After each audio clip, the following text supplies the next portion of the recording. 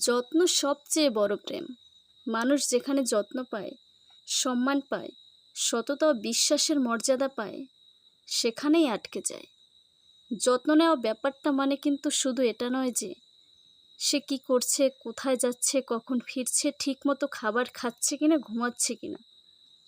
শুধুমাত্র এই ব্যাপারগুলোতেই যে কারো প্রতি যত্ন নেওয়া প্রকাশ পায়, ব্যাপারটা কিন্তু মোটেই এমন নয়।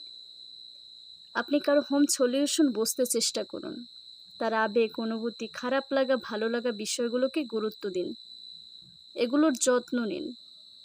তার ফেইলার্সগুলোকে অ্যাকসেপ্ট করতে চেষ্টা করেন। তার ভালো চেষ্টাগুলোকে অ্যাপ্রিসিয়েট করুন।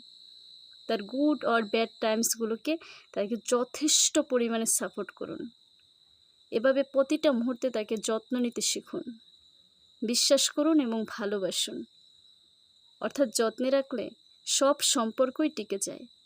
যাকে ভালোবাসেন তার যত্ন নিন।